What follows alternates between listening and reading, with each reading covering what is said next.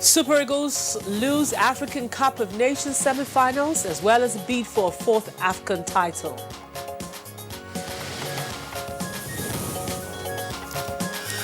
Nigeria Police Service Commission promises transparency in ongoing nationwide recruitment. We have the approval of Mr. President to recruit 10,000 rank and file for the force.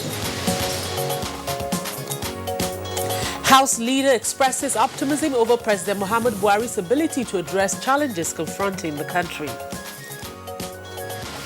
Nigerians will get quality education. Nigerians will get infrastructural facilities that will enhance our economic development.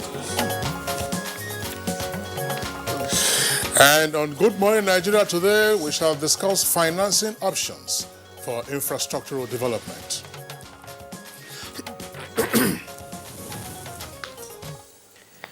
Now, many countries of the world resort to external borrowing to fund infrastructure and other developmental deficit.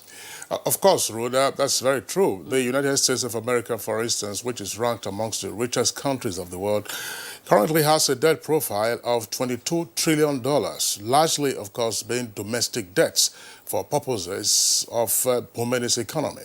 And talking about debt profile, that of Nigeria was in the news recently, and precisely, Kingsley, that was last week, and is said to have risen to 24.9 trillion naira as at March 31st, 2019, and that is as compared to 24.3 trillion naira in December last year, and that's according to the DMO, Nigeria's Debt Management Office. Well, Rhoda, that's an increase of 2.3% within the period, which the Debt Management Office attributed to the rise in domestic debt by more than 450 billion naira.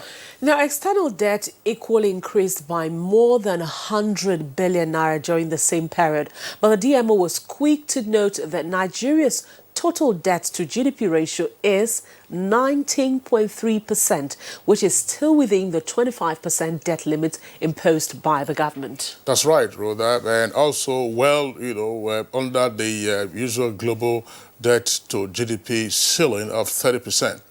Well, the country's economic and financial managers have explained at various fora that Nigeria's external borrowing is from cheaper sources and mainly to finance public infrastructure, with the aim of accelerating economic growth and wealth creation. And talking about economic growth, Kingsley, we're looking at the fact that there has been a very, very significant increase in financing of capital projects under this administration, that's the President Buhari's administration, with ripple economic effects. But that's right. One question to ask is that the only way to go?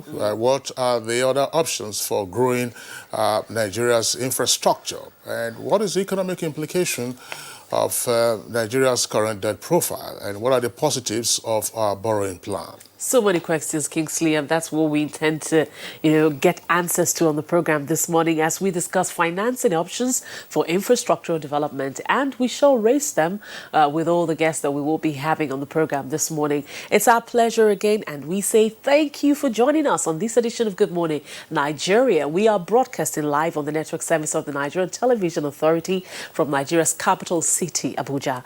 I'm Rhoda Anonem. Thank you for joining us. Kingsley, by the way, good morning. And Nigeria lost yesterday.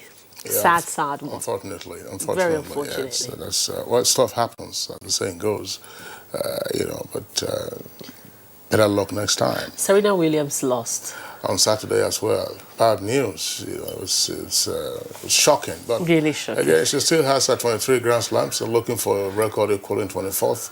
The tension gets to her from time to time. But the fact that she has reached the finals of 3 Grand Slam tournaments, Wimbledon last year, US Open last year, and again Wimbledon this year, shows that she's still one of the players to be feared on the tour. She just needs more tournaments to be able to boost her skills. But of course, last night we also saw the longest men's singles final in history, just 3 minutes shy of 5 hours. You had Roger Federer, who has 20 Grand Slams, taking on Novak Djokovic, who is world number 1. And it's, of course, Novak Djokovic, who leads Roger Federer on all other indices, except for number of Grand Slams and total number of titles, overcame Roger Federer in 5 sets, 5 grueling sets.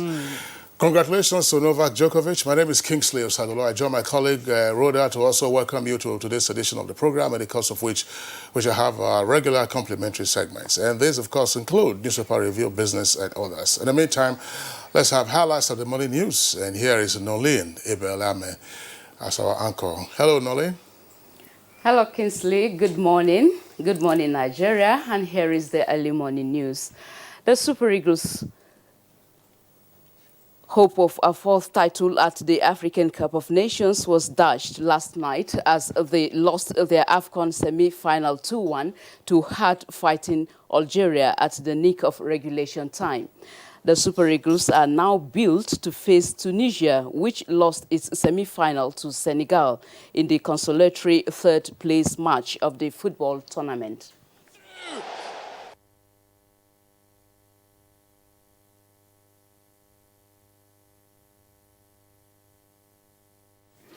The federal government is determined to speed up the completion of the second Niger bridge before the finished date of 2022. Federal Comptroller of Works, Anambra State, Adeyomo Ajani, said this during the visit of a team of engineers from Abuja to the site. We have done all the piling across the river from axis 100 to the end. We have equally raised the structure above the water level to a large extent, only remaining 2 pile caps to be done in the river. In fact, from the progress so far now, I think we are comfortable. All the concerns we have from my colleagues, they are all positives. We are satisfied because all the places that need to be sources of worry, the contractor, the supervisory team, and the consultants, tidied up the ends.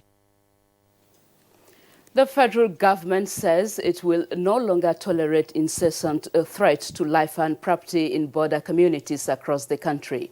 Nigerian ambassador to Benin Republic, Kayode Oguntuashe, made this known while on a fact-finding mission to oil-rich Tungeji Island in Ogun State, where the community has been grappling with constant threats of invasion from neighboring Benin Republic. Give the community the assurance of the federal government of Nigeria, particularly our President Muhammadu Buhari, that this community, the safety of the community, safety of the territory, safety of the people, we want to ensure that it is guaranteed. For agriculture to regain its position as Nigeria's major income earner, farmers' efforts must be backed by the political will needed to achieve the desired objectives. The agricultural policy of the Buhari administration is believed to be helping farmers in the Northeast access capital-intensive farming inputs. Whether it is a loan or not, they should comply with the rules and regulations laid down by NECAS so that others can benefit, so that more of it can come. If you are having 150 tractors today and you comply, I can assure that you get 300, eventually 1,000.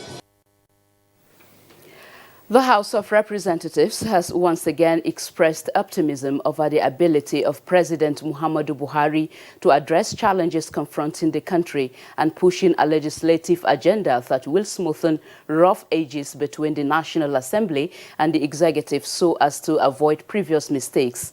House leader Ado Alhassan Doguwa was speaking shortly after he led APC supporters from Kano South Senatorial Zone on a thank-you visit to Governor Abdullahi Umar Ganduje.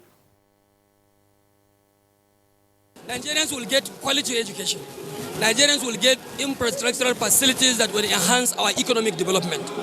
Nigerians should have confidence in the National Assembly, and they should have also confidence in the government of the Federal Republic of Nigeria, ably represented by Mr. President. The Nigerian Police Service Commission says it will continue to place premium on transparency as well as physical and mental fitness of prospective candidates in the ongoing nationwide recruitment. Chairman of the Commission, Ms. Liu Smith, at an on-the-spot assessment of the exercise in Akure, the Ondo State capital, says these are part of efforts to reposition and reform the force. We have the approval of Mr. President to recruit 10,000 rank and file for the force. It's the first time we are doing very, very intensive screening of people who want to bring into the force. It's the same standard procedure. Nigerian pilgrims from the 2019 Hajj exercise are daily arriving the Kingdom of Saudi Arabia in hundreds for the annual holy pilgrimage.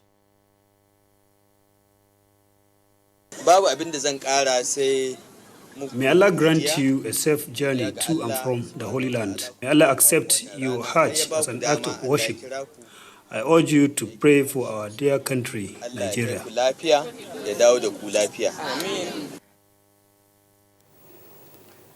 On a sad note, Vice President Yemi Osinbajo has joined others to condole the leader of the Yoruba sociocultural group Afenifere, Pa Ruben Fashoranti, over the death of his daughter, Mrs. Funke Olakunri.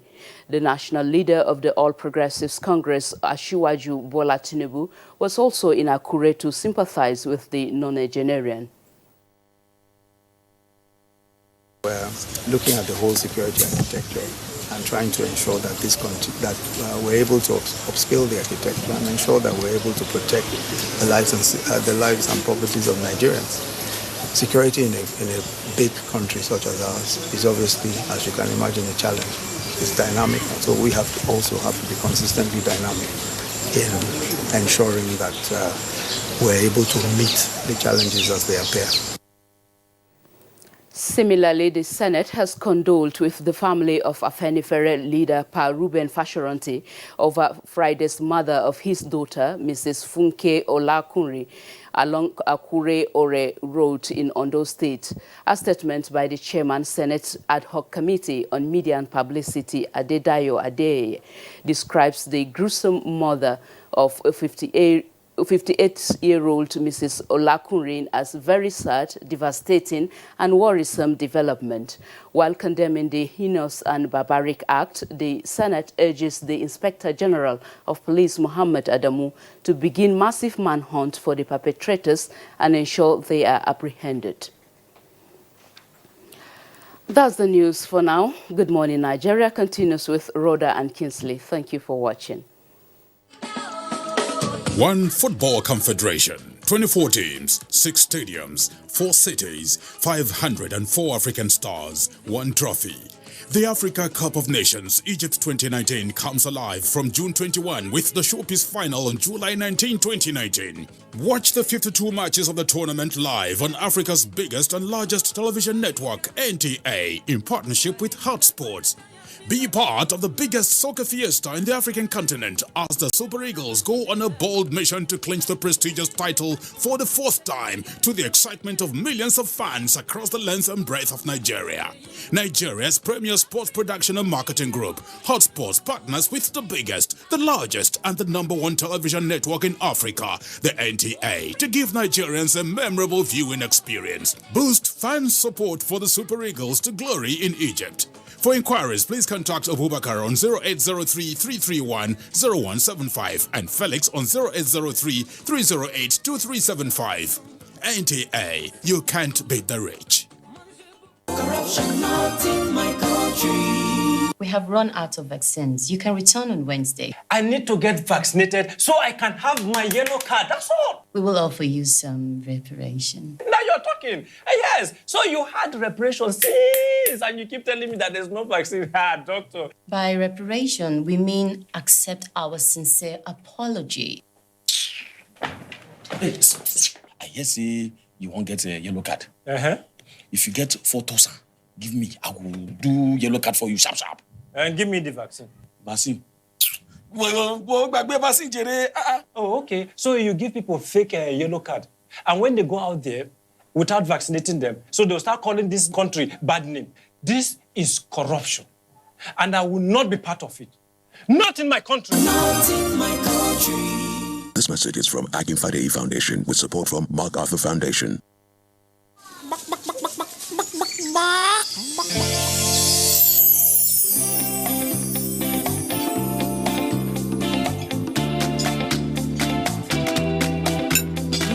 I can taste the real chicken. Don't worry, Abba. It's not your chicken. It's the Sedap Supreme Chicken Essence that gives it the supreme chicken taste. Be Supreme, Nigeria. Mommy is ready to receive me a bundle of joy. Mommy is making my home cleaner and safer. We are Dettol sure. Daddy is home. He must be germ-free. He needs to be Dettol sure. My clothes are so nice. We are Dettol sure. Illnesses can happen at home too. That's why Dettol and me together will make my baby's home safe and to protect from up to 100 illness-causing germs. That's why moms want to be Dettol sure. We are Dettol sure. NTA Television College Jos announces admissions into 2-year diploma programs in film and television production, television engineering, and broadcast journalism. The sale of forms will commence on the 13th of May and run through 30th July 2019. Admission forms can be obtained from all marketing offices, NTA state capital stations, zonal centers, or at the office of the academic secretary, NTA Television College, Rayfield, Jos. On payment of a non-refundable fee of 7,500 naira in bank draft in favor of NTA TV College. Applicants can also obtain the forms through the NTA TV College portal at www.ntatvc.edu.nj. Applicants are required to possess 5 credits in GCE or SSCE in relevant areas of study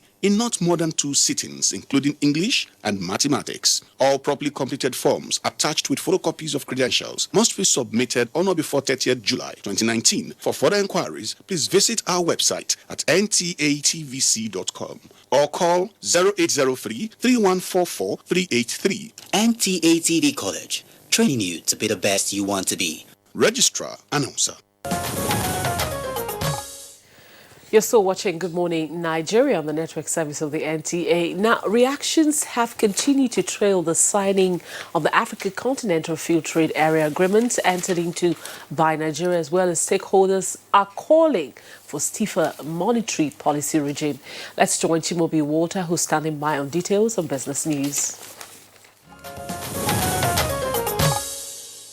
Nigeria, with an estimated $500 billion economy, joined forces with other African economies to create a strong economic power through the signing of the Africa Continental Free Trade Agreement. Some economists believe for Nigeria to achieve its desired objective in signing the agreement, moves must be made to ratify the agreement so as to improve the nation's dialoguing opportunities, to expunge clauses in the agreement that does not apply to the country, while others believe there is need for reforms in the public service sector for optimum performance. Because as it stands, is either you become an enterprise hub or you become a dumping ground, and which you cannot afford to do. Now, obviously, you can see from the CBN, their 5-year plan. See, everybody's looking at how to industrialize. The government, since they came into government, since they came into power, have always done things towards diversifying the economy away from oil and gas. So there's this boost in agricultural production. There's so much going on when it comes to lending to the SMEs. Now, we need to do much more. In a related development, the federal government has been admonished to look into inflationary issues and monetary policy issues before the implementation of the eco-currency regime within the ECOWAS region so as to meet up with its criteria before commencement. The head of state did not say that the thing should start next year. So they only said that they have the name, which is ECO. That's number one. The design has actually been perfected. Then some of the convergence criteria, like targeting of inflation through monetary policy, as well as other issues that ought to be looked at, members should look at them very well so that we don't meet the target. With Business News, I'm Chimobi Walter Naji. All right, thank you very much, Chimobi, for the business package. Next for us now is a review of the front pages of some of today's newspapers.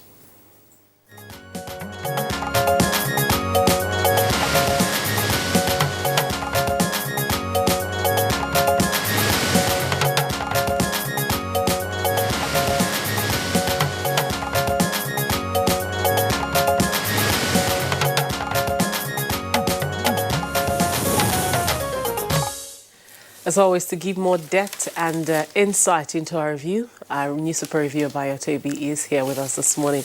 Bayo, good morning. Thank you, Rhoda. Good morning. How was your weekend? Awesome. Good morning, I Kinsley. hope you enjoyed Good your morning, weekend Nigeria. also. I did, except that my expectation for the Super Eagles was dashed. However, we are in at least the losers' final. You know, I just couldn't sleep.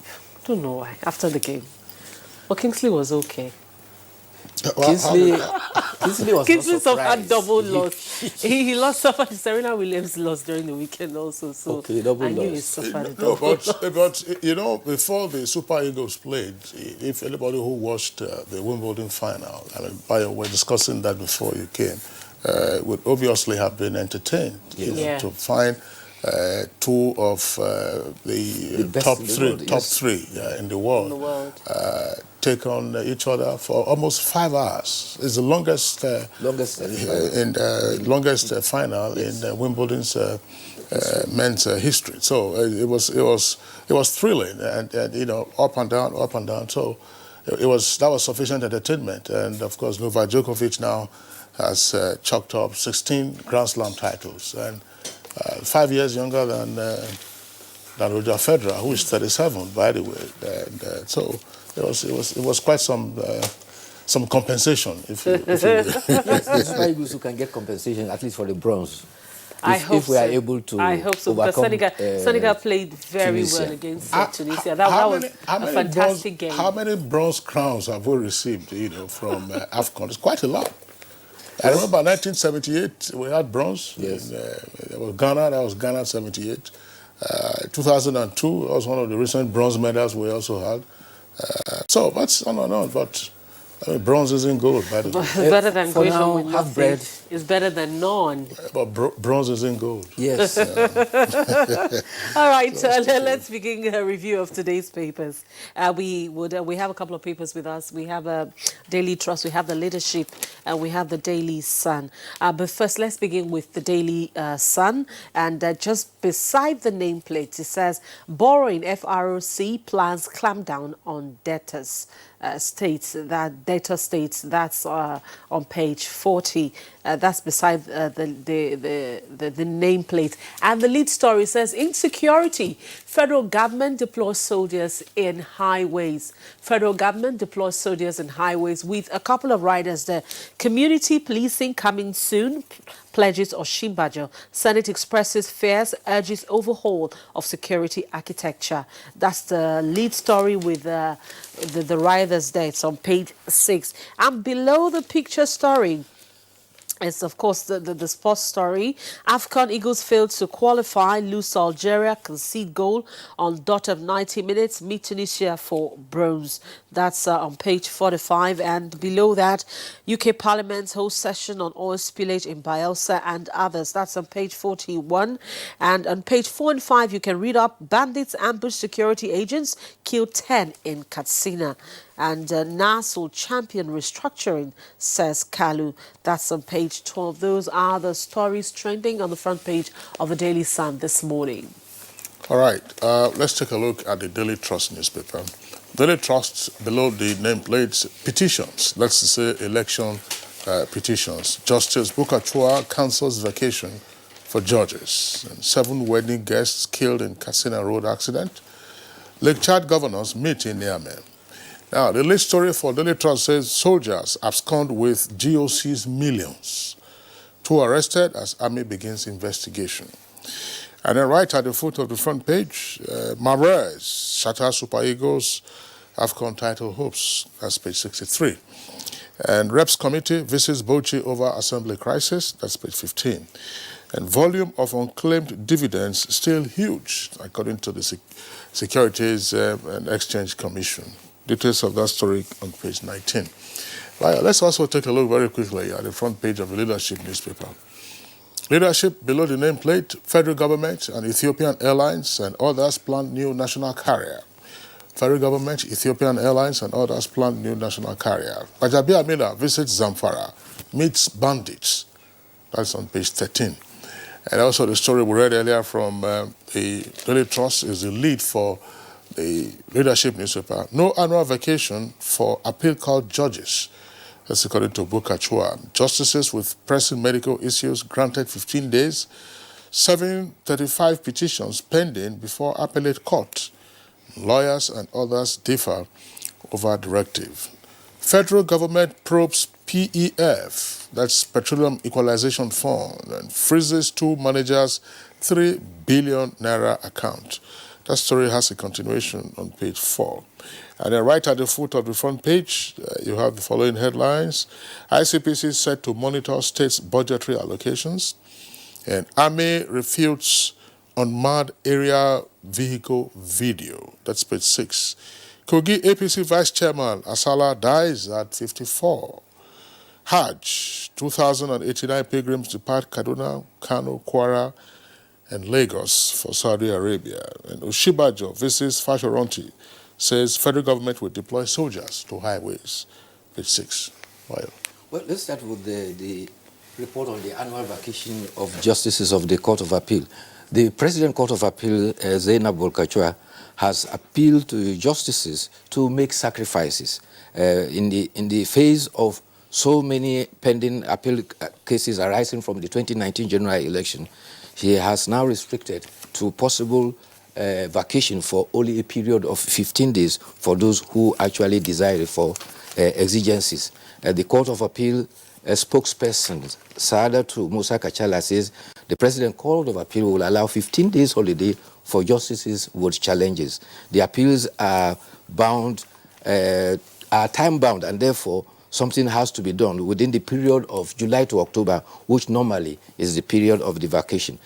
Presently, a roster is to ensure that justices for every division are rearranged to accommodate the development.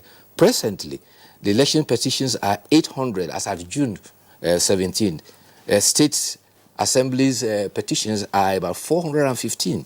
The Senate has 105, House of Representatives 214, the governorship 62, and presidential 4.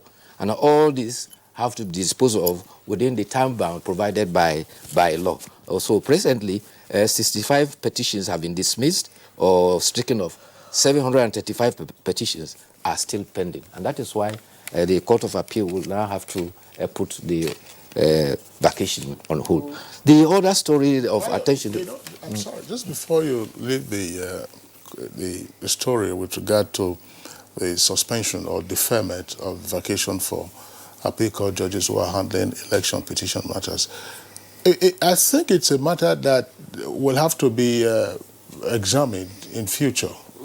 The way and manner election petitions are handled, under our judicial system. In other words, just our electoral jurisprudence. There's too much legalism in it in the first instance, strict legalism in the first instance. And you also now begin to ask yourself, when does a litigant in an election petition get justice? How then do you compose the tribunals to hear election petitions? Because as it were, yes, we have had reforms to say that petitions must be disposed of within time limits so that matters will not drag on, and then the judges who are involved can then dispose of those matters and then proceed, to handle other litigation or other appeals that they have to deal with. But usually, in an election cycle, the entire legal system is virtually frozen. Yes. Because judges are handling all of these issues. Now, election petition tribunals are not the only tribunals that we have under our legal system. We also have the IST, for instance, which is the Investment and Securities Tribunal. And then you also have the tax appeal tribunals. Just last week, the tax appeals tribunals, appeals tribunal was reviewing the number of cases that they have handled since they took off. The latest set took off in November last year. And of course, that if you listen to the quantum of cases that they have resolved and that those that will be resolved shortly, it then shows, in my opinion, that at some point, perhaps we would need, in terms of legal reform, to say, look, is it only judges who are serving that should sit on appeal tribunals? And shouldn't also the processes of procedure of election tribunals, be revised so that the strict liability, because it's very difficult for you to prove rigging in our system. Yeah. Well, those are things for our judicial review particularly our jurisprudence and the judicial processes. As we go, we progress and we begin to make amends as we go along. But meanwhile, the other story about corruption is that community policing, that should be 500 persons have volunteered to be part of the community policing. The chairman of the Governors Forum and governor of Ekiti State revealed it that all 36 states, in fact, all the 777 74 local government of Nigeria, as well as the Federal Capital Territory, have members of the volunteers for the community policing. Every state has at least 10,000. 5 states have about 18,000 among them, including the Federal Capital Territory that also have more than 10,000. The whole idea is to ensure that the volunteers will serve in the ambit of community policing, considering the fact that the 10,000 police that has been approved to be recruited around for the whole nation cannot go around, and therefore they are considering using this instrumentality to beef up the instances of policing. The Inspector General of Police had approval to recruit 10,000, and that is being handled by the Police Service Commission. But the End Power volunteers will fill the void that is expected. There is the concern of the Inspector General of Police, and he has sent his special forces and Ondo State Police Command to comb all the forest of Ondo State for alleged killers of Mrs. Funke Olakunrin. The deployment is to the state forests, which criminals have converted into their camps. And Mrs. Olakunrin was killed on Friday at Kajola, a village, when government ambushed her vehicle along the Ore-Shagamu road. Some arrests are reported to have been made. The police public relations officer for Ondo State, Femi Johnson, says that the combination of the IGP Special Force and the Ondo State Police Command are on the trail of the killers, and they will not rest until the murderers are brought to book. Mrs. Olakunrin is daughter of Chief Ruben Fashoranti. All right, Bayo, let's quickly take a look at our editorial for this morning. Very quickly. The issue about what the Vice President said after his visit to Akure, that soldiers will be deployed on the highways. Yes. If you recall, on Good Morning Nigeria, we have had guests who have raised the issue as to the best location, to flush out bandits. It is not on the highway. The bandits are encamped in the forest and in the bushes. And that's why, those locations have to be regularly swept by the security agents. You can have them on the highway, and then they are there in their camps, which will be the staging post from time to time, wherever there is a gap between the locations of the security forces, whether military or police. They will hit and then go back, into their encampments. Yes, indeed. Even in Katsina State, particularly in Basari local government area, the persons have also complained that they know the locations of the forest. They have availed such information to the security agencies, and they have challenged them that they are prepared to lead them to those locations so that they can flush them out. Staying on the highway still does not eliminate the problem. Like you pointed out, certainly they will come for flash attacks and get back to their routes. But if you get to the camp, then you are taking the war to their locations. And amateur drones are available all over the place, where you can launch and then take still or video photographs, video shots of where this, process them at real time and know where these people are. All right, let's take our editorial this morning. Our editorial this morning is on the Punch, and it's on preparing to take AFCFTA by storm. I'll just read the first paragraph bio. It says, after a prolonged period of indecisiveness, Nigeria has eventually taken the bold step to sign up to the African Continental Free Trade Area Agreement, a step perceived as capable of redefining the economic trajectory of the continent's most dominant economy.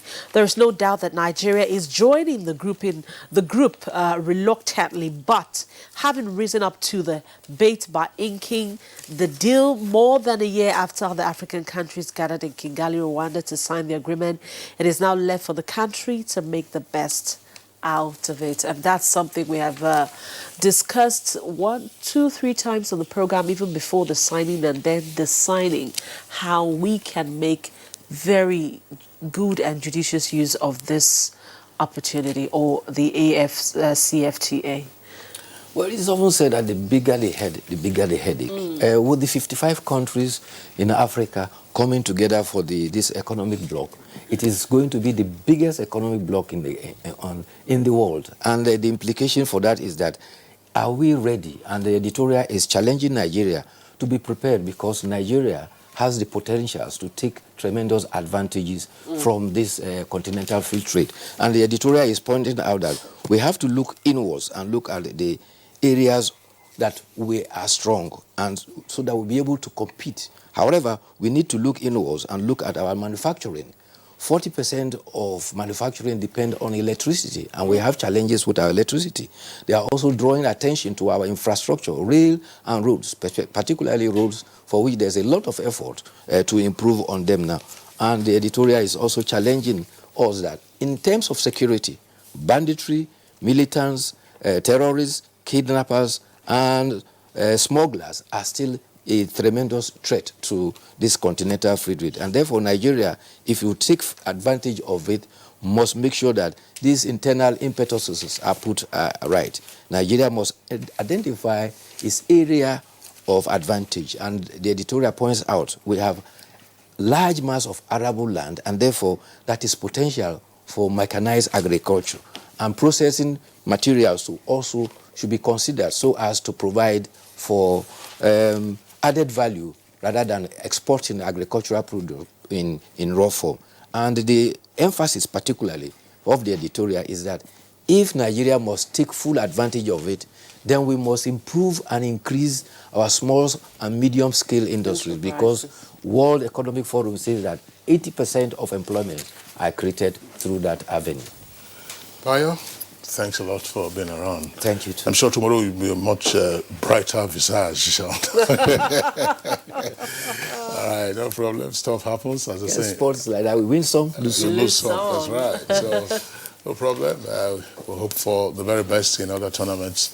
Bayo, thank you for being here. We'll see you tomorrow. Thank you. Okay, it's Good Morning Nigeria, still on the network service of the Nigerian Television Authority. We'll take a short break now. When we return, we'll get ahead with our principal item for discussion this morning.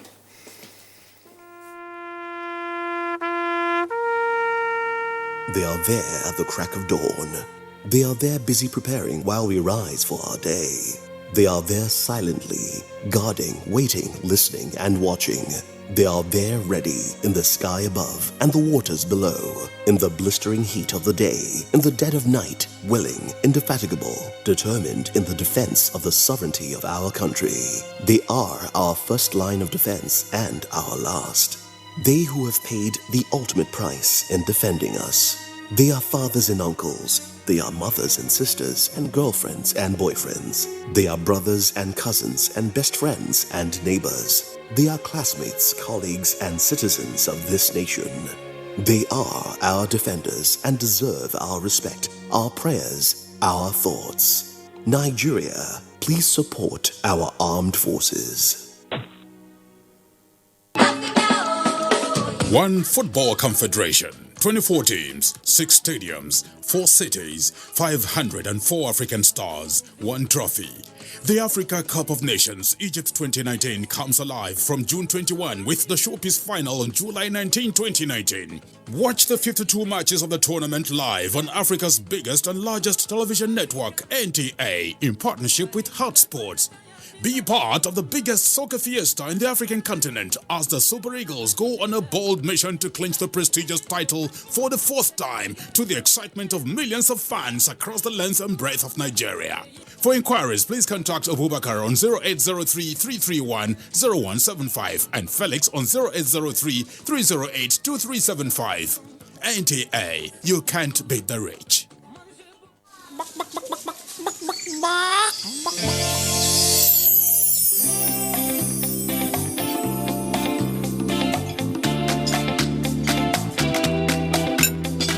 I can taste the real chicken. Real chicken. Don't worry, Abba. It's not your chicken. It's the Sedap Supreme Chicken Essence that gives it the supreme chicken taste. Be Supreme, Nigeria. Sensitivity is a short, sharp pain that people experience when they have something hot or cold getting to the nerve of the tooth. If the sensitivity is left alone, it may get worse. Dentists recommend Sensodyne. It's able to calm the nerve of the tooth. The proof's in the results. It works. All right, you're welcome back. And if you've just joined us, you're watching Good Morning Nigeria on Africa's largest television network, the NTA. Our focus this morning is financing options for infrastructure development. We have our guests seated here in the studio. But first, to lay the foundation for our discussion, here is a background report put together by Oyeyemi Ajayi. Provision of infrastructure is key to the growth and development of the country, which is why annual budgets are tailored towards growing critical infrastructure. However, funding infrastructure is capital intensive and quite challenging for developing countries, including Nigeria.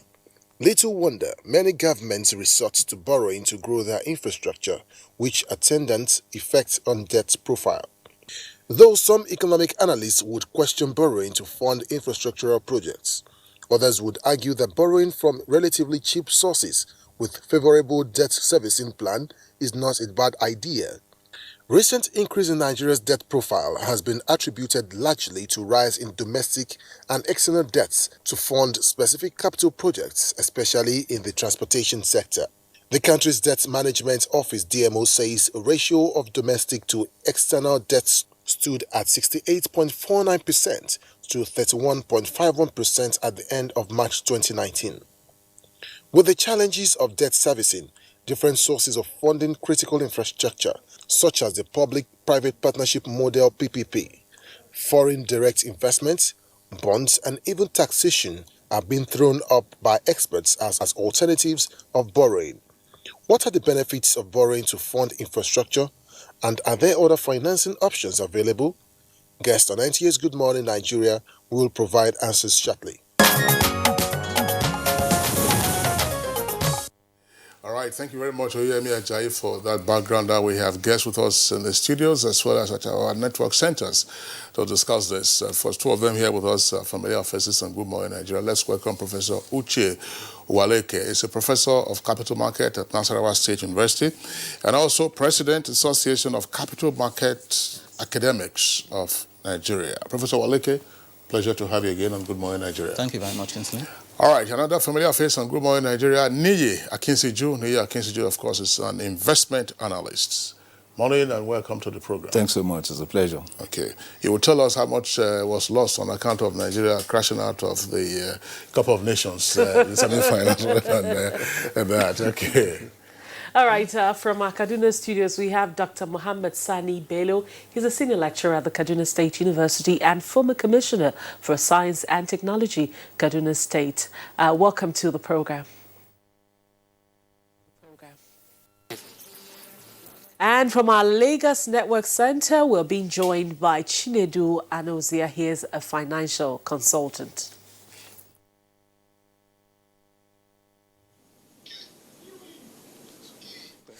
All right, gentlemen, let's begin our discussion this morning. But very briefly, we're looking at financing options for infrastructural development. But very briefly, let's take a look at our debt profile.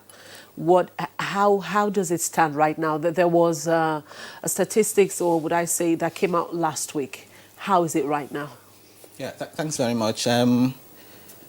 If you define debt, public debt, as the totality of government obligations, then we are looking at a figure that is huge, perhaps bigger than the 24.9 trillion naira figure that we have. Because if you add contractor debt, pensioners, judgment debt, and even the one by AMCOM is owing over 5 trillion.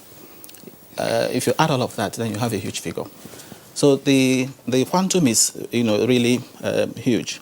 But back to the one that's even published by the DMO, published on July 10, the total stock of the debt, both domestic and foreign, amounts to 24.9. That's about $81 billion.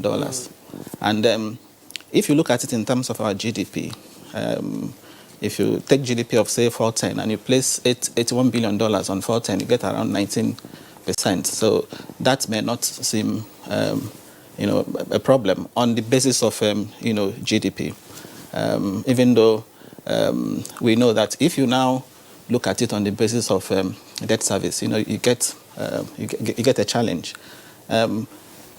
Of course, a number of factors have led to the debt situation that we have. The first, you will recall, happens to be the commodity price shock. The fall in the fuel price, led to fall in revenue, and the government needed to borrow. And associated with that also, has to do with the high exchange rate, the depreciation of the naira. So depreciation of the naira, increase in the development funding, because over time government has increased, if you notice, increased spending on capital projects, have all combined to bring about that, and which is why I think that in terms of development, for me, there doesn't seem to be a better option, financing infrastructure, outside of borrowing, because we can't afford to print money. If you look at the other options, we can't afford to print money. Yeah. We can also not afford to raise taxes at this point in time. Okay, so what would seem feasible for now is, going to borrow. But of course, the question for me is, whether what we have done so far, have been optimal in terms of where we have borrowed. But the concerns are genuine. Concerns are genuine because it's not just the size of the debt stock, but more importantly, is the fact that we are spending so much servicing the debts. I want to give an example quickly. If you look at the FAC distribution released by MBS, National Bureau of Statistics, it says that between January and March, the government, FAC distributed 1.9 trillion, out of which the federal government got 803 billion. Okay, and then the total service, we have total debt service in terms of amount, naira amount, was about 610 billion. So 610 billion debt service January to March. You place that side by side with the revenue end. So that gives you over 70%. So where you're spending over 70% servicing debt, that is indeed a challenge. But as I said earlier, Professor Uche, we'll pause you in the meantime. There are a number of points that you've already gravitated towards. We'll come to those points presently. But let's bring in now Niyi Akinseju. Niyi, what's your reading of Nigeria's current debt profile? I don't think we should look at the debt profile in isolation of our reality. Our reality is that we have a huge infrastructure deficit. The AFDP placed it at $3 trillion. The DMO at the point in time placed it at $500 billion. And of course, some other experts had said that we would need to spend a minimum $30 billion every year to bridge, for the next 10 years, to bridge our infrastructural deficits. And again, what is the essence of infrastructure? It simply underscores the fact that if you lack appropriate infrastructure, your economy will not develop sustainably. And of course, you also suffer from competitiveness, which means your products and services will not compete effectively, with other jurisdictions. As it were, we need a minimum of $100 billion injected into infrastructure to take us to a standard, we're not near standard level, to be able to trigger appropriate momentum in economic development, of the country. That is our reality. Do we have any other options, to invest this amount? I have reviewed it, and of course, a number of people will say the option will be the PPP, public-private partnership. Some would say corporate financing, and I will ask, how do you expect companies to come into play when they don't even know the direction, of the economy. So I am thinking, and I think most Nigerians appreciate the fact of what money borrowed is used for. And I think we've lost some opportunities in the past. In our recent past, if we calculate amount income earned, by the government, close to $1 trillion, but we didn't do anything with it. In truth, we paid down our public external debt in 2006, $30 billion. By 2015, we had generated another 12 trillion naira. So you then want to ask, what did we do with what we earned and the money we borrowed, so much that we could count up to 12 trillion naira in 2015. What did we do with it? So the essential thing to my mind is when you borrow, the important thing is to deploy it for appropriate developmental activities. So going forward, I am not perturbed with the level of our borrowings now, because our reality is either of two. Either we remain where we are and we continue to live piecemeal, as it were, or we take a revolutionary action, be more committed, transparent, borrow money, and deploy it as appropriate, to infrastructure so that we can trigger faster economic development momentum. I want to propose seriously that we should have a 5-year borrowing rolling plan so that we know how many projects we want to fund over a period of 5 years, and be able to also say that in another 10 years we'll be able to pay back, because infrastructural projects and utilities, have a way of also paying back. And if you don't do them, one, the quality of life, human capital development is reduced. The mystery index will continue to reduce. There's no way we can move out of our mystery index, as it were, inflation plus unemployment, as it were, with what we are doing now. It's still piecemeal. Yeah, well, thank you very much, Nee. I just wonder, before we go over to our Kaduna Network Center, you've extolled the fact that borrowing is good, and we need to continue to do that in order to boost our infrastructural base, which would then catalyze economic activities, growth, and development. Is there a disaggregation of the quantum of our debt to see, well, okay, federal government is borrowing to do this, states are borrowing to do this, because there are also reports as to the heavy debt burden of the states? Yeah. Relative to the federal government, is low. At 24.9, I think the state is ascribed about 4-point-something trillion naira. So when you do a relative analysis, when you take the whole 36 states plus the FCT, it's not much, But of course, we know the federal system. We have a large federating system that is also responsible to provide for so much infrastructure across board. So it's expected. But what's the important thing is, whoever is questioning our debt profile, as it were, must also look back to what we have been doing with our money before 2015. Now, I can sufficiently say I am encouraged, because I can see the Niger Bridge coming up for the first time out of the waters. I saw it this morning and I was elated, I see the Lagos-Ibadan Express Road, nearing completion. I visited the last point of the Lagos-Ibadan rail lines, nearing the main city of Ibadan. Now, for me, these are exciting prospects. Can we move further than this?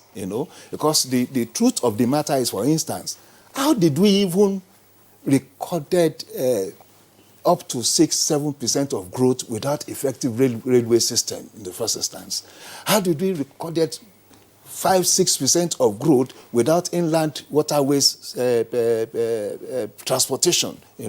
And you just wonder that we have been living a boom, as it were, we are now appropriately described in our downside. And the only way we can move ourselves out of this downside, as far as I'm concerned, in the immediate is borrowing. The option of PPP, we have the Infrastructure Concession Regulatory Commission, somewhere very near here. And I've been following their activities. And of course, I understand their limitations.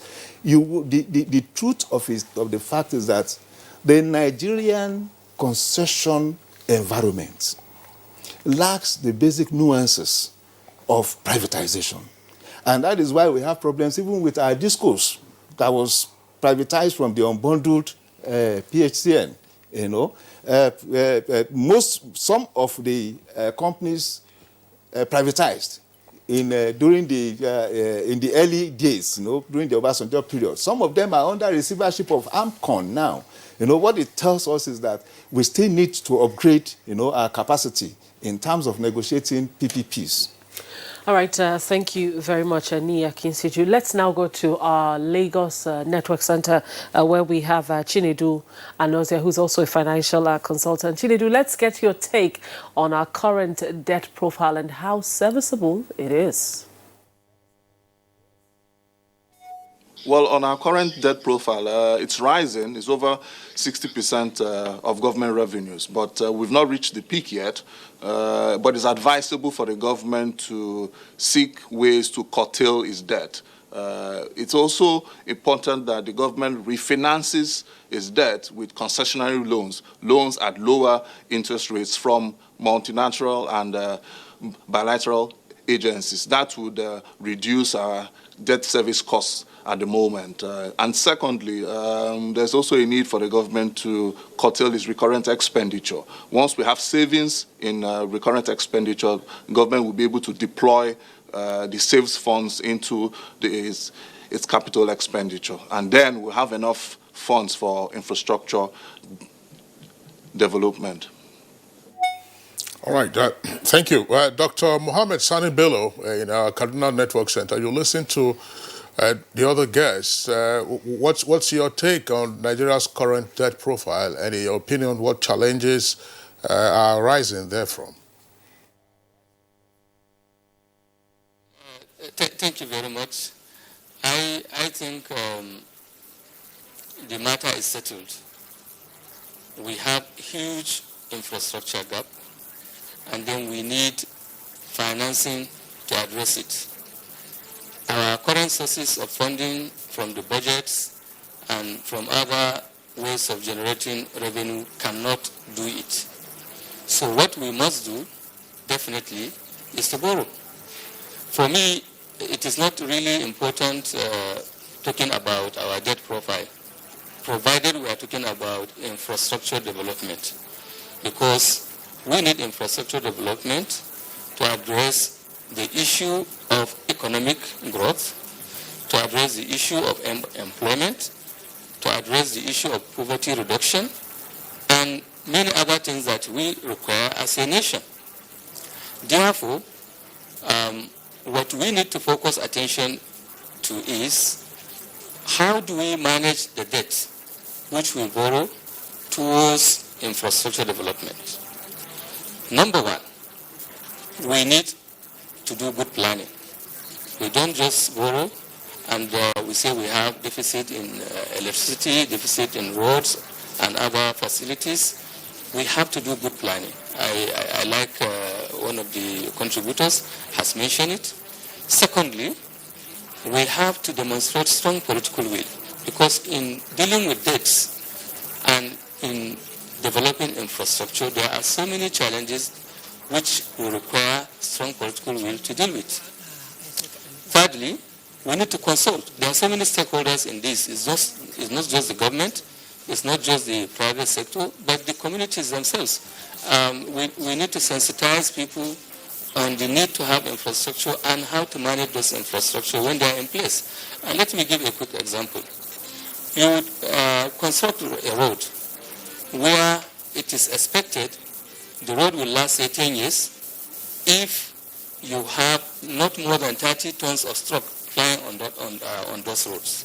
Then you now have a situation where vehicles carrying 45 tons, metric tons, 60 metric tons flying this road, and definitely the roads get bad sooner, very soon after they are constructed. There is no any measure taken to ensure that, those roads, those people who are using heavy trucks on the road, either they pay for it or they are penalized in some other ways. Then, apart from consultation, you also need to make sure that you do away with corruption in the way we manage our debts. You don't borrow money to finance infrastructure development, and then it is diverted into something else. Or you inflate the price of the items that will be required to provide the facilities.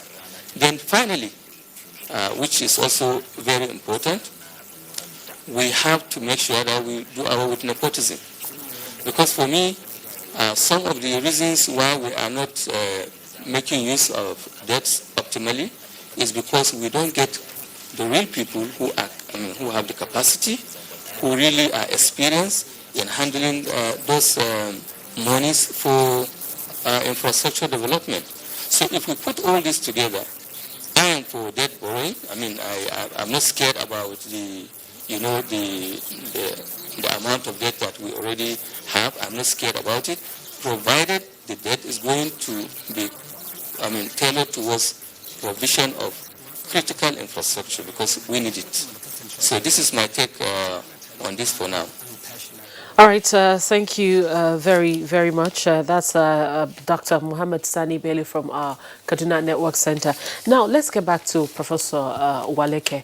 There's been no doubt that there has been a significant increase in terms of financing of capital projects under the Buhari administration, and we have seen that it has come with ripple economic effects. But then I know that Prof here was, Dr. was actually saying, Nia Kinsi was actually mentioning some of them. That is the second Niger bridge. We're beginning to see, the railway, we're beginning to see Lagos-Ibadan Expressway. What are the other factors? What are the other infrastructural factors that contribute to our huge, domestic and external debts? Yes, let me perhaps, emphasize this, that if you look at the National Integrated Infrastructure Master Plan, it talks about, Nigeria spending a minimum of $100 billion every year for the next 30 years if we must achieve world-class infrastructure. The UNDP even has maybe a more conservative estimate. UNDP estimates that we need to bridge the infrastructure deficit, which is everywhere. In the housing sector, for example, they bandy about 17 million housing units. In the rail sector, for example, a country of 200 million, the rail tracks we have is just about 3,500 kilometers of rail tracks. Compare that to South Africa, where you have over 31,000 kilometers of rail track. So to bridge this infrastructure gap, UNDP estimates that we need to spend $20 billion every year, for the next 10 years in order to bridge it. And how much do we budget on an annual basis over time? We've been doing about $26 billion. That's our total budget, $26 billion. So for us to be able to do that, we need to, and we can't afford to commit the entire budget every year just on infrastructure. There are other demands. So the point I'm making, I want to also, re-emphasize it, that it does appear that borrowing appears to be the only way. Because even if you talk about PPP, PPP means public-private partnership. The government also has a part to play. The National Infrastructure Integrated Master Plan says the government should provide 52%, while the private sector does 48%. If you take the Abuja-Kaduna rail line, for example, it's a good case of PPP. That project was said to have cost about $850 million with China. The China Civil and Construction Company, China Exim Bank, providing $500 million. So even when you're doing PPP, you also have to provide your own counterpart fund. And when you don't have money, when you don't have money at all, where would the counterpart fund come in? So it's important we realize this. But I was making a point. I ended by saying that whether the borrowing we have done, has been optimal. Optimal in the sense that I agree with the debt management strategy of trying to rebalance the debt stock more in favor of external loans. Because as we speak, domestic debt is about 68%. External loans are 32%. It used to be worse. Domestic debt was about 85-15%. Now the ratio is tilting more towards external loans. I agree with that, particularly because external loans appear cheaper. Okay, even though there are vulnerabilities, exchange rate risk, repricing risk, and so on. But what I have to recommend here is that even in turning to external loans, we should be careful with the source of the external loans.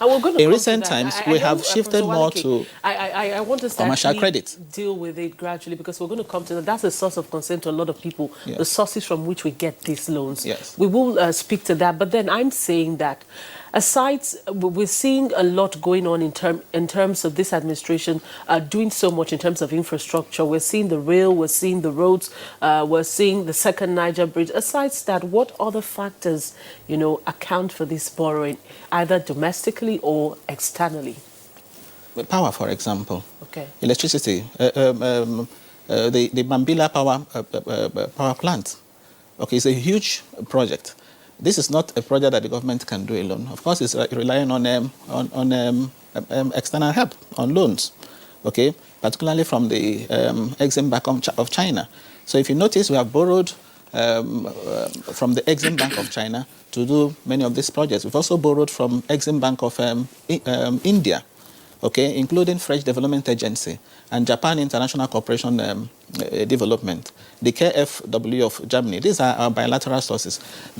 You said we'll talk about sources, but it's good I also mention it, that bilateral sources come at rates between 3 to 5%, which, in my view, should be explored. If you look at the Korean example, for instance, that is one book I usually recommend to any development economist, The Korean Miracle, as well as The China Strategy by Edward Say. If you look at these two books, there are very good literature on how you can deploy that, in financing infrastructure. In the case of Korea, for example, in the 60s, what did Korea do? Korea borrowed money from, including USAID, to build factories. So it's important we also consider the type of projects we are financing. It's one thing to say borrow to finance projects, but what type of projects? If the projects are such that won't be able to pay back, then it doesn't make sense to borrow to do those projects. If you can borrow and do road, and then you are going to toll those roads, the private sector can come in and partner and do the roads with you. But where you borrow and put in projects that can't pay back, that is where the problem is. Korea borrowed to build cement factories, fertilizer plants in Korea. And don't forget, these are revenue-generating establishments. Yeah, but those are not infrastructure. Sure. No, are you with me? Those are not infrastructure. But yes, Niya Kinsiju argues that infrastructure, that is sub. You must have that sub, otherwise you can't build on top. You are correct. That is why I said you tie the source to what you want to do. If you want to borrow for a road, if you want to borrow for a rail that will take you years to complete, you go to the World Bank. You go to the African Development Bank, multilateral sources that will give you 30, 40 years with sufficient moratorium. But if you want to borrow for short-term projects, such as these factories, you can then do commercial. You can go and do Eurobond, 10-year Eurobond. To me, it doesn't make sense to issue a 5-year Eurobond to do a long-term project. That is funding mismatch. In 2013, we issued 1 billion Eurobonds in 2013 in 2 tranches. 500 million 5-year Eurobond that matured in 2018. What did we do, with the money? So you can't use a 5-year loan from a commercial source, Eurobond, to say you're doing long-term project. It doesn't work that way. All right. Professor Waleke, thanks. Again, we'll return to you because of Niyi, of course, is ready to respond to some of the points that you have raised. I just want to throw this in addition to whatever raft of responses that you might have. On this program, and indeed other experts have said, look, you have a lot of money outside of the economy. And these are potential investors who want to put the money in on your infrastructure, put the money in on projects or programs, of course, once they are sure of their rate of return. But that the environment must be conducive for this money to come. I'm not talking about the hot money you find on the stock market. But there is also a persistent challenge. You're talking about the challenge, for instance, of PPP earlier. Is our legal system or our legal environment sufficiently aligned with our philosophy of infrastructural development and therefore borrowing or attraction of capital? Because you're talking about, for instance, we keep talking about rail and rail and rail. All we are hearing is government putting its money into rail, government putting its money into roads. And as you very well know, you have said on this program, look, and Waleke has just repeated that, even if government were to throw in all its annual budget, it can't be enough. So why haven't we moved on the other tracks simultaneously, getting the laws to be properly aligned, remove railways from the strictures of the legal system you have right now, create the ample environment for investors to see it as an attractive model, the roads as well. Why haven't we been able to get that right? I think we should go along that. I buy into that, and that's my thinking. But again, I am a gradualist, when it comes to development economy. An economy that is prostrate needs first to be taken up, and then it can start running. The truth of the matter is the Nigerian economy is a prostrate economy. And of course, it suffers mainly from structural deficiency. And structural deficiency is actually embedded in this infrastructure we're talking about. Even where we create enabling environments, because of deficiency structure, investors will not likely come in. Pension funds, for instance, we are talking of up to 8 trillion naira in Nigeria's own pension fund, waiting to be invested in infrastructure. But again, the risk assessment, would counsel any pension fund manager that it may not be the right time. And what is the right time? Like a prof said, government must first do its own part. Most investors are comfortable with post-commissioned projects, either utility projects or manufacturing projects and all that. Most investors are likely to invest when they are sure of the project. So therefore, for instance, if you are building a road, if you are constructing a road, the average investor may be wary of investing in that road construction until he has seen you done your design, done some construction, and he can see where the project is going. And you have done like 70-80% of it. He is now more confident to invest in that construction, especially if you are now doing infrastructural bond for him. He can invest as an investor or invest as a direct participant. So what we have now is the need for government to continue to drive these efforts, especially our public utilities. While road construction may not bring in, for instance, immediate revenue, in terms of tolling, as a prof said. Well, again, if you have 1,000 well-laid, well-connected, and I say well-connected because roads are supposed to be economic highways, and they must link up to economic activities, and you have all those in place, it means that in another 2-3 years, your earnings from income, either from companies' income and other sort of levies, would increase, and therefore increase also public earning capacity, revenue capacity. So these are some of the important things we need to look at, in infrastructure. If we have proper ports and harbors in place, it's also likely that our earning capacity would increase. But where would the money come from? Yeah, so yes. Now the money now you have 3 options. Of course, the PPP we have talked about. PPP is not you cannot use the epidemic approach for PPPs. You just don't inject it. We've had the issue with General Electric that has shown interest, serious commitment, had gone to a conference with them before, where they were ready to place their balance sheet to raise money, to rehabilitate our narrow gauge, 3,500. They have even signed. But again, as you noted, we also have those kind of constrictions, legal constrictions, environment not yet properly enabled, but we cannot wait until the environment are enabled. Part of enabling that environment is to create other activities ongoing. If we have Lagos-Ibadan London, and if we are lucky, we are able to secure another $10 billion and get Lagos-Kano ongoing, economic activities would increase in that axis. And of course, along that axis, you now have different projects coming up by themselves, and PPP, by their own volition, by their own volition, coming to lock in into opportunities created by that primary economic activities, engineered by these projects' funding, as it were. All right, thank you very much, Nia Kinsiju. We'll come back to you. Let's go over now to our Lagos Network Center, where we have Chinedu Anozia. Chinedu, well, you've listened to Prof here and Nia Kinsiju. I'm sure you want to speak to some of the issues that they have also raised. But then as you do that, I'd like you to also speak to the issue of the source. Should we be at ease with our multilateral sources or our bilateral sources of income? Is this something we should be at ease with? There are lots of complaints about getting loans from China. Is it something that we should be at ease with?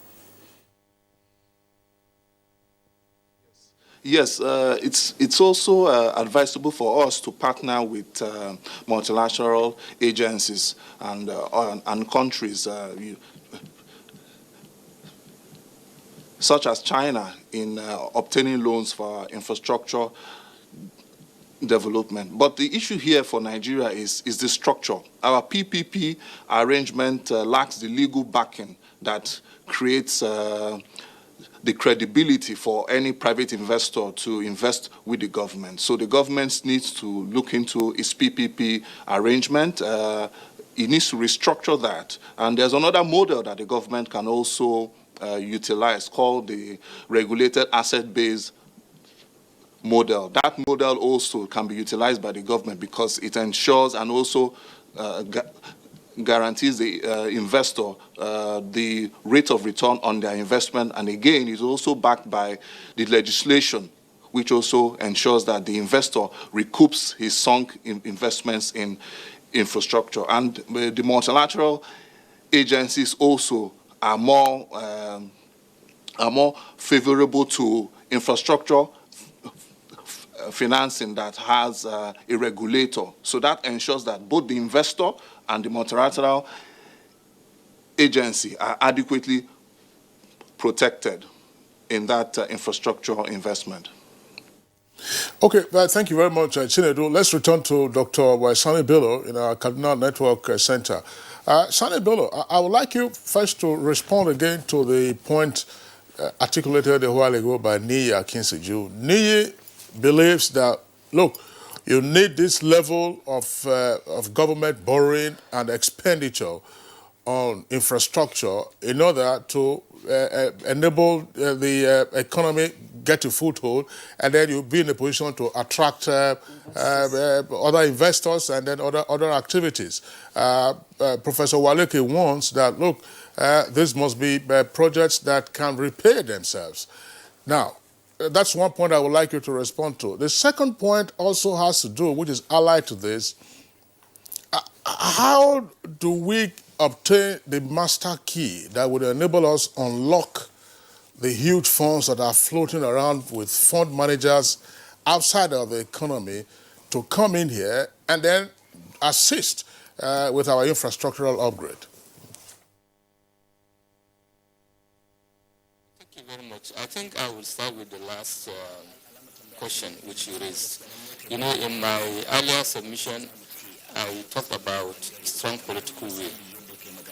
The government must demonstrate strong political will to, show to the public and, of course, the international potential investors that it is ready to play according to the rules. This is what is going to attract, all such, fundings around to come into Nigeria for infrastructure development. So strong political will is very important, and we must be very transparent. We must, do away with corruption. We must do away with nepotism. We must consult widely so that communities that are going to be affected by the infrastructure deployment will understand, will cooperate, during the process. We also must ensure that it is anchored on very good planning. Now, regarding the sources of funding for infrastructure development, I have listened to, our eminent contributors.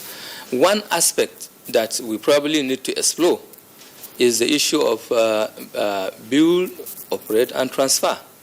We can invite, once the environment, the legal framework is correct, I believe there are investors who will be willing to come and say that they want to construct, a road from city A to city B, and then they will have a toll arrangement where they can recoup their investment, and then after they recoup their investment, that infrastructure revert to the government, for maintenance and for public use. So this is one other area we can explore. But as I said, everything must begin with demonstration of strong political will, which is really very important, and then we must be able to show that we are transparent, no corruption, and we must recruit, engage those who are really capable, who have the capacity to run the process, not just people that we bring because we know them or because we like them or because we associate with them one way or the other. So these are the kind of things that we require to have in place, and then you will see investment flowing from every, nook and crannies of the world. But let me also mention this.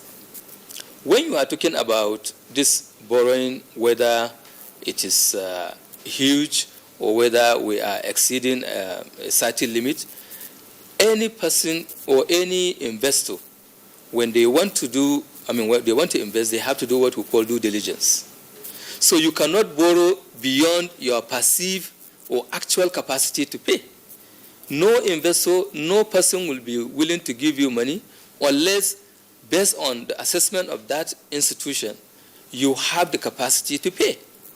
So, while you can go approach multilateral organizations, you can approach countries, you want to do PPP, one thing that is clear is anybody who is going to invest will ensure that you have the capacity to repay. It's not you that will determine whether you want to borrow X amount. No, you may wish to borrow X amount, but that will not be available to you. If the investor perceives that you do not have the capacity or the potential to repay or to really work according to the terms of agreement, that money will not be available to you. So, while we can say we want to limit the amount or we want to increase the borrowing to whatever amount, we should know that the counterparty over there, they have to do due diligence. So it's not just what you ask for that you get. So this is one of my submission on this matter at the moment. Thank you very much, Dr. Bello, for your submission. Now, Professor Waleke, you are a professor of the capital market. Is there a window in the capital market that one can use for borrowing for infrastructure development? Is there any window like that in the capital market? Yeah, certainly. And the government... is the government... has even started... taking advantage... taking advantage of... those kinds of windows. It's just that I would want to see more of such. In recent times, the government has issued the Sukuk bond. Yeah, Sukuk bond.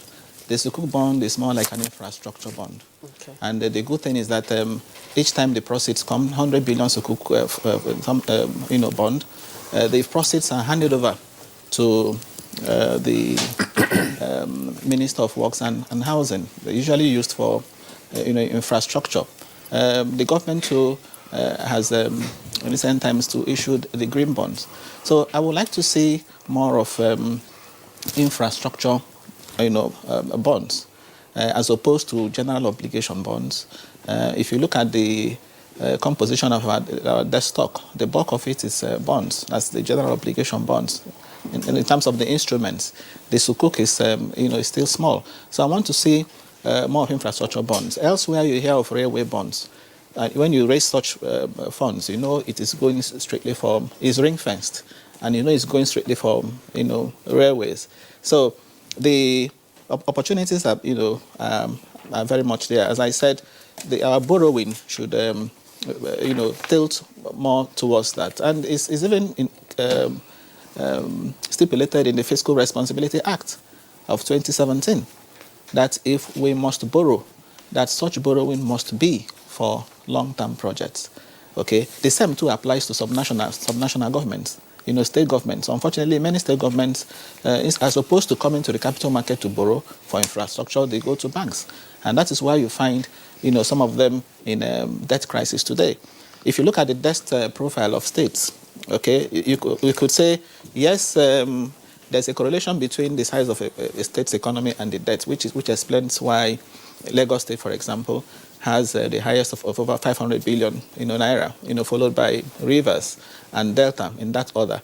At the bottom of the ladder is Yobe with about 26 billion naira. But how do you explain the case of Osun State, for example, that has over 110 billion in debt? And that also implies that the allocation it gets, every month from FAC is usually one of the least because of the deductions that must be made before the money gets to them.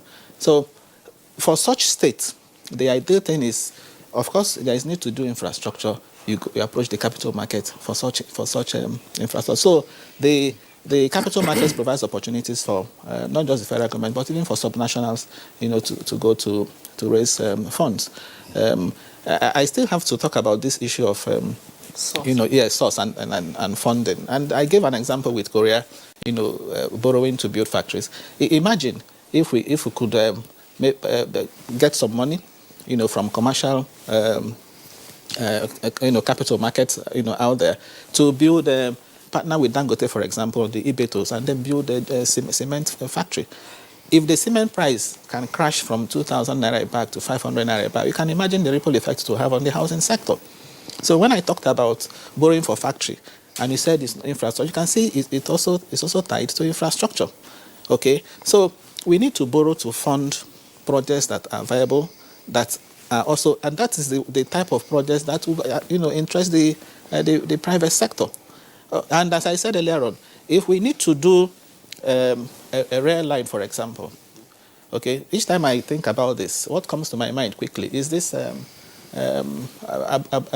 Kefi, Kefi axis. Imagine putting a rail line, from Kefi to Abuja. The kind of economic effect it's going to have. Professor Waleke, yes. I'm sorry, yes. Jocularly, don't tell us imagine. Why is it difficult to say, look, from Abuja to Kefi, and from there to Akwanga, and then to Lafia, which is the capital, let's have a rail line. Why is it difficult to conceive of it and then get a job going? Yes, that's the point we're making. Yes. I am saying that place is viable. It's a bankable, has a compelling case. Absolutely. So a private investor, knowing the volume of traffic, that even when you do that, you're going to disperse the population, okay, you create new settlements. And, talking about this too, there's this model of funding infrastructure that is being now popularized by, Abraham Wamko, Dr. Abraham Wamko, the former DG of the, he calls it the land, the LCA, okay, the land capture value. Land capture value means do the rail, okay, with an investor. Okay, as soon as you do it, of course, you know that all the property values there will appreciate. So whatever gains that will arise from the appreciation will now be shared between the government and the investor. So that kind of model too, is something that we can also explore. So. Yeah, well, Professor Walek, I still would like need to respond to this aspect. Because the legal environment. Where the legal environment is part of it. Yes. But just the whole, we know what should be done. Yes. And why we are not getting to do it, it's another challenge. Plus the metrics. It's talked about Sukuk bond. Yes, we have applied some of the roads where the Sukuk bonds, have been used. In this case, resurfacing or reconstruction. You see, they've been part of the Shagamu Expressway. It's that. But how do you capture the returns on that to pay back, the Sukuk bond? But Abuja Kefi, the same way you can talk of so many other routes, even along the Benin, Shagamu, or Onitsha, Owerri, Enugu, you can have realized, but why are those projects not up and running? As you noted earlier, the law is still not strong on it. There was a time I had an engagement with the former chairman of the Senate Committee on Transport, and Senator Benga Shafa, and I understood he was trying to review the Nigerian rail law, to reform it. The status now, I don't know, but what's obvious is that it has not been sent to the president. I am expecting such, and so many of our business and project infrastructure related laws, even to electricity, to water and all that, are still stewing in 1950s, 1960s laws, that needs urgent, immediate reforms and upgrade. But as I always said, we cannot wait until those things happen. Things must happen for Nigerian citizens to feel that government is doing something. Government is the trigger, is the engineer of impactful livelihood on the citizens.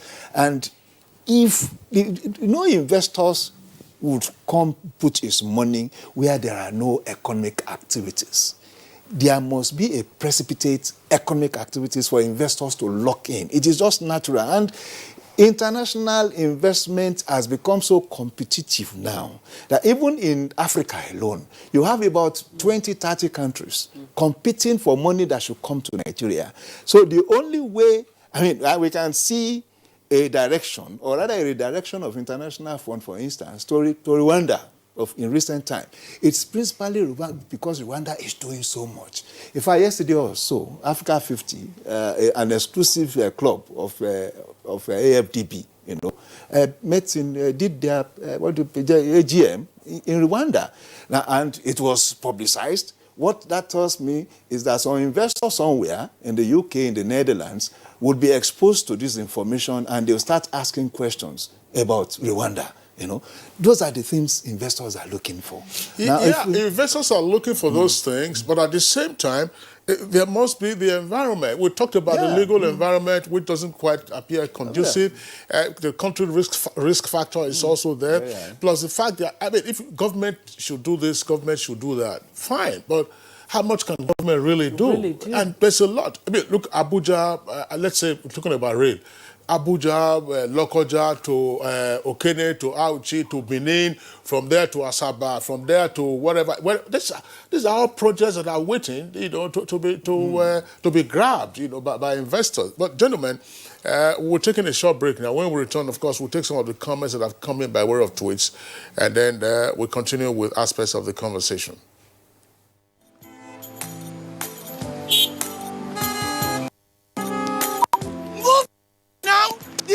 Won't kill you. Move now. To the disobey traffic law, they cause accidents. Me, I don't talk, say I no go dey do them again, because change begins with me. Cross the other side of the road. I will no longer endanger my life crossing the express. Instead, I will use the bridge, because change begins with me. Oga driver, stop this bus now, won't come down. I be one carry me past where they go. Make they stop anyhow for road, they cause traffic wahala and accidents. So I go they stop for the right bus stop, because change begins with me. Change begins with me. This message is brought to you by the National Orientation Agency in conjunction with the Federal Ministry of Information and Culture. All right, you're welcome back. And if you've just joined us, you're watching Good Morning Nigeria, and focus has been on financing options for infrastructural development. We still have Nia Kinsiju here in Abuja. We still have Professor Waleke still with us. We have our guests in Kaduna and Lagos who have been speaking extensively in depth to this issue. But just before we continue, we have comments, suggestions by way of tweets via Twitter handle at NTAGM. And so you can be a part of this conversation. All you have to do is tweet at us at our Twitter handle at NTAGMN. But first, let's take the tweets that we have. The very one, this very first one is from Active Citizen. He says, I, for one, am worried about all that we're spending for procurement for railway developments across the nation with imported steel, boats and all fittings in comparison to what we require to have Delta Ajaokuta steel rolling mills working again to provide raw materials for same. Abangbola Humbab's tweets, even developed nations borrow. What is important here is to ensure that what the loan is meant for is judiciously executed. Let's have tax reform also, where tax evasion and avoidance by bigwigs are prevented. By the way, there's nothing wrong with tax avoidance. The offense is tax evasion. And Law Alpha tweet, it says, I have always opined that borrowing for finance infrastructure development is not the way to go. Rather, government should generally increase taxation, particularly on luxurious goods. Festus Akimboyewa, we can fund our infrastructure projects to a large extent via taxes and charges. Government should do more to expand our tax net and increase VAT on luxury goods and assets. Sunny Michael Makuji tweet, says, I won't subscribe to the idea of borrowing or overtaxing the poor masses to finance projects. Rather, I advocate for public-private initiative. Thereby, private bodies and government can finance projects and of course, they can be managed by the private sector. All right, those are the tweets that we have in the meantime. I was just wondering, Rhoda, before we bring in our guests again, and I'm sure they will hear what we are saying. The first tweet from Martins with the Twitter handle Active Citizen was talking about the fact that what we are borrowing is enough to get Delta, Ajaokuta, and others working. That also speaks to what Waleke was saying. Well, Ajaokuta is also mired in a lot of controversy, legal or otherwise. If you borrow to say, look, let Ajaokuta roll, it will be a different story. And I'm just thinking aloud now. Couldn't we have another steel complex other than Ajaokuta? Can it not be anywhere else other than Ajaokuta? If that one is already, if assuming, I don't want to use the word jinxed, but assuming it's difficult, we can't get another steel mill, in another location? In finance, there is what is called abandonment approach. Yes. Abandonment, yes, you look at the cost of a project and consider whether it would be better off, abandoning the project and starting something completely new. Now, I wouldn't subscribe to gestation in, that project, but we can also have, smaller plants. We can do, smaller plants. Korea started with a steel, before it, it could continue with its infrastructure plan. And talking about, I think one of them said, yes, we could use taxes and so on. Again, the Korea example, the road between Seoul and Busan was done, from IGR. The Korean government didn't borrow to do that. They started that project in 1968 and concluded it in 1970. All that the then President Park did was cut the budget of all the ministries, and then, using the proceeds, it was able to do the roads. So I agree that we can also cut down on spending, to be able to free up funds. The government too can also pursue the issue of privatization. Okay, we identify enterprises that we need to privatize, and we'll do so. NNPC, for example, nothing says the government cannot give up, some part of some interest in NNPC. By way of privatization. Niye earlier talked about the challenges that we have faced, with regard to the privatization exercise I went on before. He actually mentioned the unbundling of Yes, PHCN. PHCN is one of them, and some of the debts that AMCON has today comes from some of those privatized entities. Is that the way to go? Yes, it is. That something has gone wrong in the past doesn't mean we can't. It depends on the way it was done. What is clear today is that many of the companies that people that won those bids, we are not really competent, to handle those companies. So if we privatize them, if the government says, okay, let's give up 40% of our interest in NNPC, through the stock exchange, okay, you can expect that more investors will come into the sector. So I go for privatization, and I am also going for reduction in particularly recurrent spending to be able to free up funds to do projects. Thank you very much, Prof. Nia Kinshiju. I'm thinking, what are our options of exploring taxation, foreign direct investment for infrastructural development? Are there any chances of exploring that? Of course, for any development-minded economist or investor, the first point of attraction is FDI, foreign direct investment. Is the cheapest, the most convenient, and the least burden, on sovereign, But again, as Kingsley noted, we have institutional limitations. I am hoping that the Focus Lab that was started last year or sometimes ago would help, because our bureaucracy still remains fuddy, and to that extent, an investor wants to pick a paper and read the lines black and white, and he knows the conclusions, from what he has read. When you present an investor with so many scenarios that he cannot derive a conclusion, it tends, to be discouraged. And I think that is a major limitation to our FDIs, We need to attend to even the juristic process beyond the law, the juristic process itself, the judiciary process. As an investor, I have an issue with my counterpart in this jurisdiction. I want the judiciary to intervene, and it's taking 20 years. If I have that kind of history, it's not likely I want to invest in that kind of country. So we are supposed to start thinking of a fast process, alternative dispute resolution entity that attends to businesses and investments. Talking about tax, already Nigerian businesses are complaining of being overtaxed. Double taxation. If you are talking of 30%, and in truth, where you have companies generating all their utilities, the water, the electricity, and all that. Electricity content alone is about 40% of cost of production, And after they have done, and I must tell you, the Nigerian companies are creative.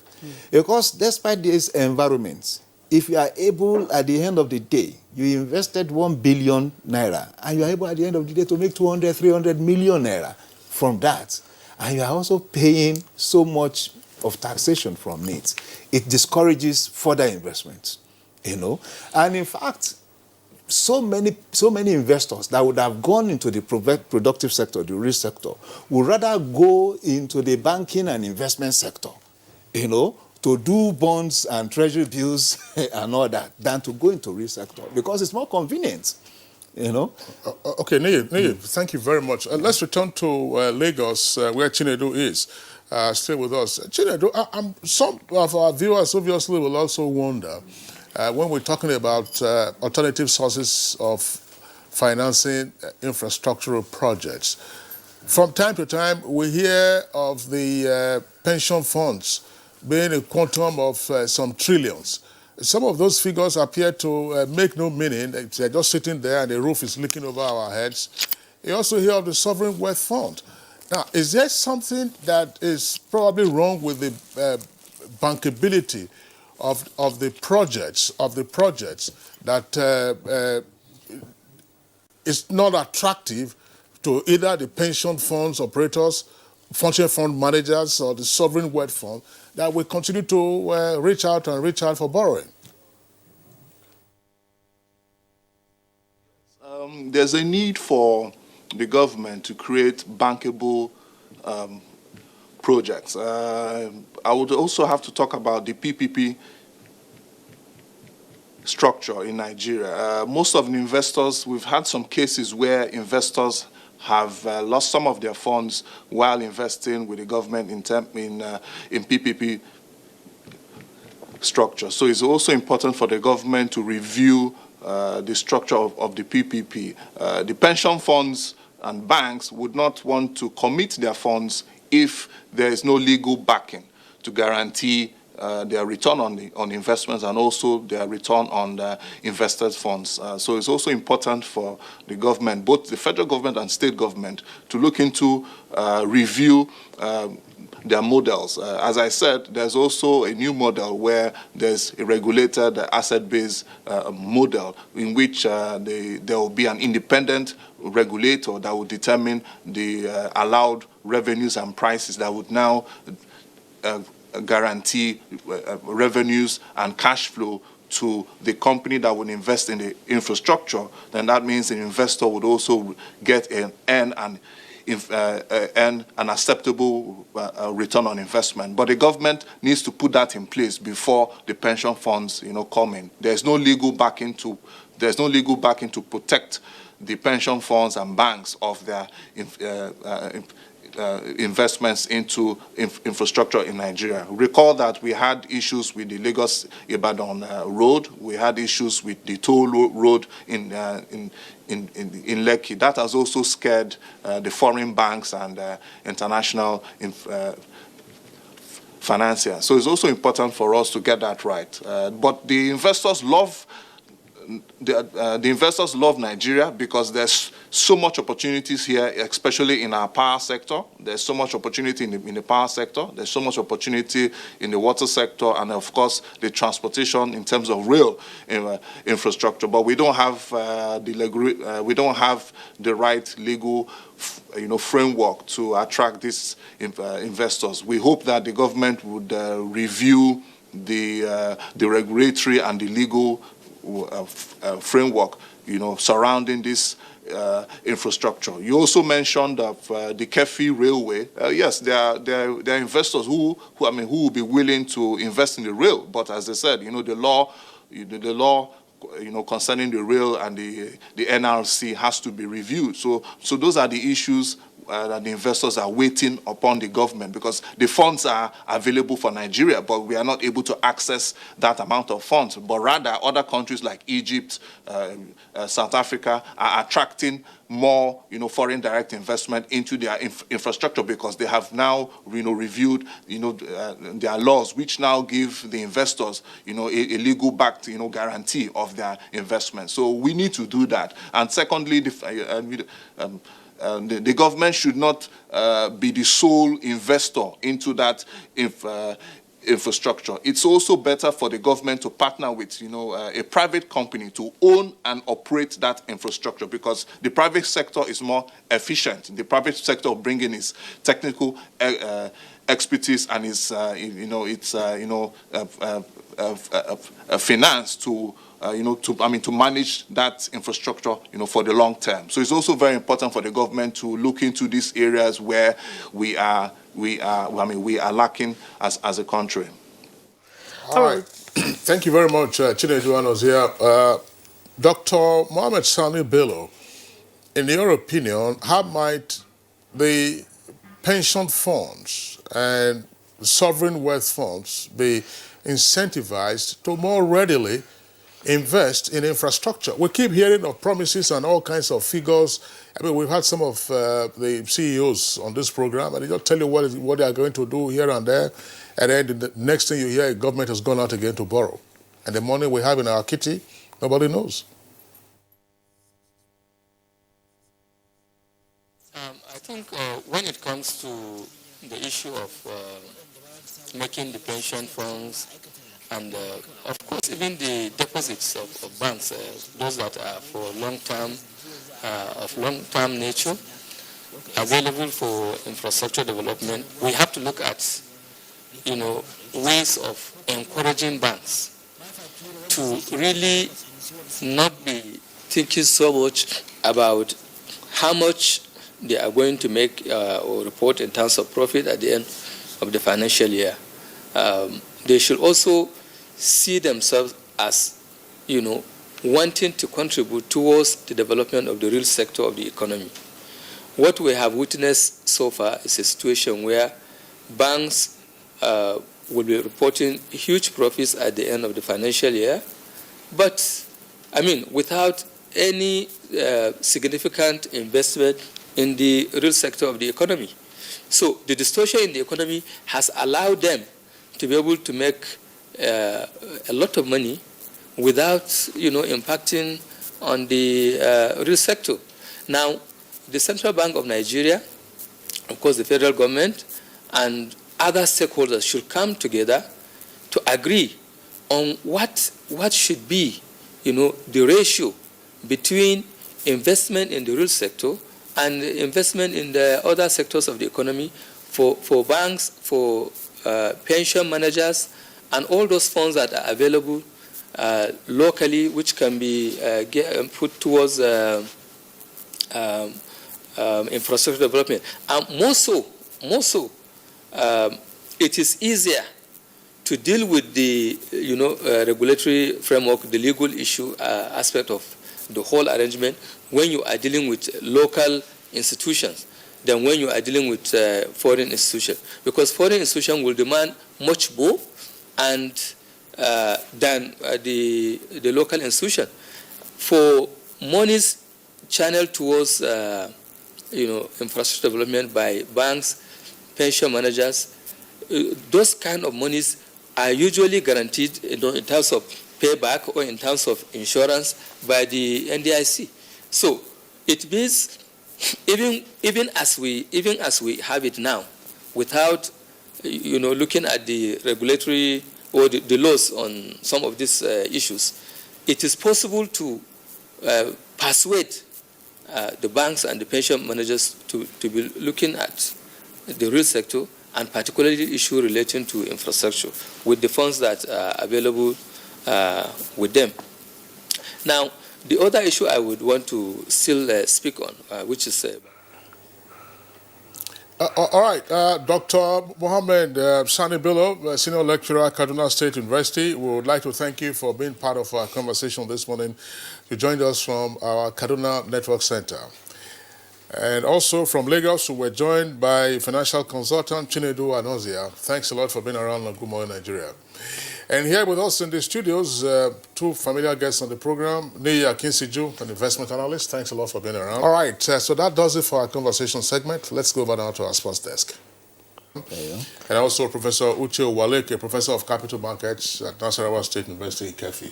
Thank you very much. The only aspect, of course, we really have enough closing time. Thoughts. Yes, still enough time to get into. At some point, we'll return to that. You say our debt profile is not worrisome, but we had a history of indebtedness in this country, carried over from the Second Republic, that lingered on until about 2006, and there were consequences. So how did we manage that? How did we get out of it? All right, so that does it for our conversation segment. Let's go over now to our sports desk.